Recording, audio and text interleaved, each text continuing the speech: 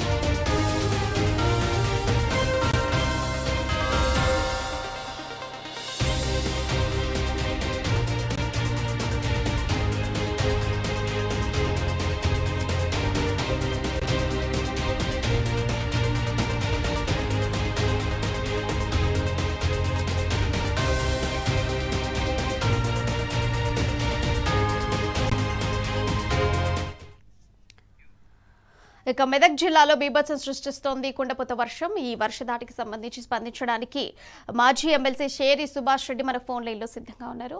నమస్తే సార్. నమస్తే అండి. మెదక్లో చూసుకుంటే దారుణమైన వర్షము బీభత్సం సృష్టిస్తోంది. దానికి సంబంధించి అసలు మీరు ఎట్లా రెస్పాన్స్ అవుతున్నారు? ప్రభుత్వాన్ని మీరు ఏం కోరుతున్నారు? వాస్తవంగా చాలా ఇబ్బందికరమైన పరిస్థితి ఉందండి. నేను చూసినప్పటికీ 1990లో ఇట్లాంటి వర్షం కురిసింది. మళ్ళీ ఇవాళ 35 సంవత్సరాల తర్వాత ఇంత భారీ వర్షం, ఇబ్బందికరమైన పరిస్థితి ఉంది. గత 3-4 రోజుల నుంచి రెవెన్యూ యంత్రాంగం భారీ వర్షాలు పడుతున్నాయని చెప్పారు తప్ప దానికి తగు చర్యలు తీసుకోకపోవడం వల్ల ఈ ప్రాబ్లం వచ్చింది. అది మెయిన్ కారణం.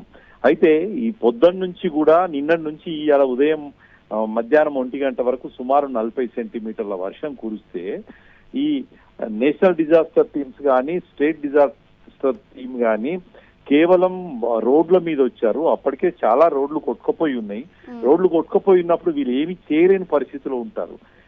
ఏదైతే మధ్యాహ్నం నుంచి వాళ్ళు మధ్యాహ్నం 12 గంటల నుంచి నీళ్ళలో చిక్కపోయిన వాళ్ళు ఏడుస్తూ అందరినీ రిక్వెస్ట్ చేస్తూ మమ్మల్ని కాపాడండి అంటే ఇప్పటి వరకు కూడా బోట్స్ ఇప్పుడు వచ్చాయి. బోట్స్ మరి హెలికాప్టర్ రావాల్సింది ఉండే. గతంలో కేసీఆర్ గారి ప్రభుత్వంలో ఇక్కడ ఏ ఇబ్బంది వచ్చినా ఇమ్మీడియట్ గా హెలికాప్టర్లను వాడుతుండ్రి. సెక్రటరియట్ లో కూడా ఈ డిజాస్టర్ మేనేజ్మెంట్ టీం అయితే స్ట్రాంగ్ గా ఉంటుండే, అందువల్ల ఈ పరిస్థితి ఉండే అని నేను అనుకుంటాను. కానీ ఈ ప్రభుత్వం పేరుకు ప్రజల ప్రభుత్వం అని చెప్తుంది తప్ప ప్రజలకు జరిగే ఇబ్బందులను మాత్రం ఎక్కడ కూడా పట్టించుకోవట్లేదు. చాలా గ్రామాలలో రోడ్లు తెగిపోవడం, చెరువులు కూడా గన్లు పడడం, మంజీరా గన్పూర్ ఆనకట్టుకు సంబంధించిన కాలువలు కూడా గన్లు పడడం వల్ల అన్ని పొలాలు అసలు చెరువుల్లాగానో సముద్రం లాగానే కనపడుతున్నాయి తప్ప అక్కడ పొలాలు ఉన్నాయని కూడా ఎక్కడ పరిస్థితి లేదు. అలాగే రామాయంపేట పట్టణంలో కావచ్చు, మెదక్ పట్టణంలో కావచ్చు మొత్తం ఇళ్లలోకి నీళ్లు వచ్చినాయి. దీనికి అంతా కారణం ఏంటంటే పట్టణ పరిశుభ్రత అనేది మొదటి నుంచి చేసి ఉంటే, ప్రతి సంవత్సరం చేసినట్టుగా గత ప్రభుత్వం చేసినట్టుగా చేసి ఉంటే నీళ్లు ఎప్పటికప్పుడు ఆ కింది కాలువలకు వెళ్ళేటివి, ఇళ్లలోకి రాకపోయేటివి. ఆ లోపమే ఇవాళ ప్రజలకు శాపమై కూర్చుంది. ఇప్పటికైనా ఈ గన్పూర్ ఆనకట్టు మంజీరా నుంచి కావచ్చు, హల్దీ నుంచి కావచ్చు, ఈ లోకల్లో ఉన్న పుష్పల వాగు ఇట్లాంటి వాగుల్లో భారీ ఎత్తున అసలు ప్రమాదంకైన తీవ్రమైన ప్రమాద స్థాయిలో ప్రవహిస్తుంది. అయితే ఇప్పటికి కూడా ఏవైతే ఈ నీళ్లు నిజాం సాగర్ ద్వారా గోదావరి నదిలో అయితే కలుస్తాయో, నేను ఉదయం మాట్లాడేటప్పటికి నిజాం సాగర్ అధికారులకు, మెదక్ ఇరిగేషన్ అధికారులు మాట్లాడేటప్పటికి అప్పటికి 70 క్యూసెక్ల వాటర్ బయటకు పంపిస్తున్నారు. కానీ బయట మాత్రం ఇంచుమించు సుమారు 2 లక్షల క్యూసెక్కులు వస్తున్నప్పుడు ఇంతకు ఎక్కువ రిలీజ్ చేస్తే, డిశ్చార్జ్ చేస్తే, గోదావరి నదిలోకి పంపించగలిగితే ఈ ముంపు గ్రామాలు అనేది ఆ టైం తక్కువ తీసుకుంటది, ఆ డ్యామేజ్ తక్కువ జరుగుతుంది. ఈ దూరపు ఆలోచన వీళ్ళకు రాకపోవడం శోచనీయం. గత ప్రభుత్వంలో మాత్రం ఒక 100 కిలోమీటర్లలో వరదలు వస్తుంటే కింద ఎంత డిశ్చార్జ్ చేయాలనేది ప్రీప్లాన్ గా ఉంటుండే, కానీ ఇప్పటికీ లేదు. మొన్ననే వారం రోజుల క్రితం పడ్డ వర్షాలకే చాలా పొలాలు చెడిపోయినాయి. దాని ఏదైతే నష్టాలు సేకరించక ముందే మళ్ళీ వర్షాలు రావడం, ఇప్పటి వరకు కూడా ఏమి చేద్దామని రిహాబిలేషన్ల విషయంలో కావచ్చు, లేదా పంట నష్టంలో కావచ్చు, ఇప్పటికి కూడా తగు మార్గదర్శకనో లేక తగు ప్రణాళిక చేసుకోలేరు అని నేను భావిస్తున్నాను. ఇప్పటికైనా ప్రభుత్వ అధికారులు, కేవలం పోలీసు వాళ్ళు మాత్రమే కనబడుతున్నారు ఇప్పుడు ఇవాళ, కానీ మిగిలిన యంత్రాంగం మాత్రం కొంచెం వాళ్ళ మేనేజ్మెంట్ అయితే లోపభూయిష్టమైందని చెప్పక తప్పదు. అయితే ఇప్పటికైనా నేను ప్రభుత్వాన్ని కోరేది, వెంటనే ఈ నీళ్లు వెళ్లేటట్టు, డిశ్చార్జెస్ అయ్యేటట్టు ఆ నదీ పరివాహక ప్రాంతాల ఇరిగేషన్ ఇంజనీర్లతోటి చేయడం, హెలికాప్టర్ ను ఇమ్మీడియట్ గా, డిజాస్టర్ మేనేజ్మెంట్ అంటేనే ఏ పరిస్థితులైనా హెలికాప్టర్ నడుస్తుంది. కానీ ఇప్పుడున్న అధికారులు మాత్రం, పై అధికారులు మాత్రం వాతావరణం అనుకూలిస్తలేదు అనేది చెప్పడం అయితే శోచనీయం. ఏ పరిస్థితులైనా నడిచే హెలికాప్టర్లని నేషనల్ డిజాస్టర్స్ దగ్గర ఉంటాయి, అవి తెప్పించుకోకుండా వీళ్ళు కాలయాపన చేస్తున్నారు.